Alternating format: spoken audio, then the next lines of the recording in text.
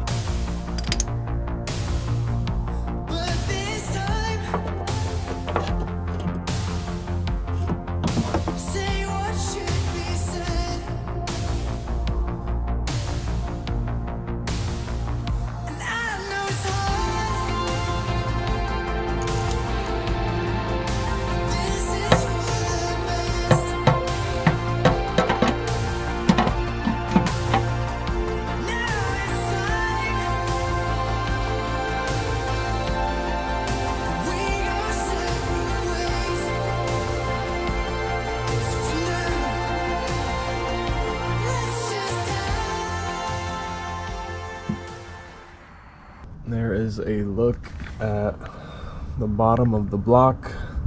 There's a pickup tube that I will be taking off with these two bolts over here. There's a clean flywheel that just got put in.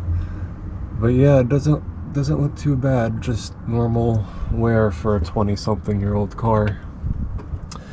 I'm gonna replace those rings over there along with the other ones, and try to get some of the old sealer off with a razor, and then we'll go ahead and put this thing back together. Here we have the pickup tube, little sealer right there they'll replace. It's kind of odd, it's not really that bad looking from what I could tell, but the funny thing is, in the pickup tube inside over here, right where this mesh is at, I finally found that oil drain O-ring that fell into the block that I always wondered about. But yep, it's still there, still surviving.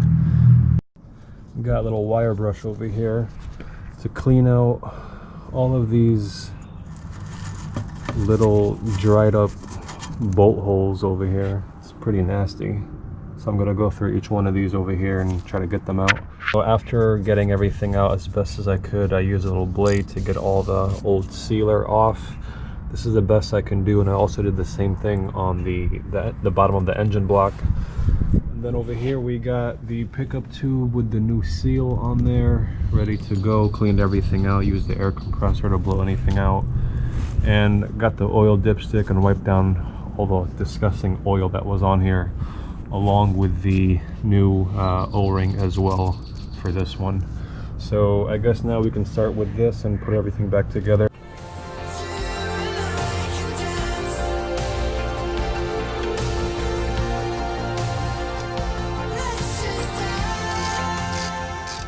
We got the transmission mount mounted up again. We have the power steering lines and their brackets all mounted up again.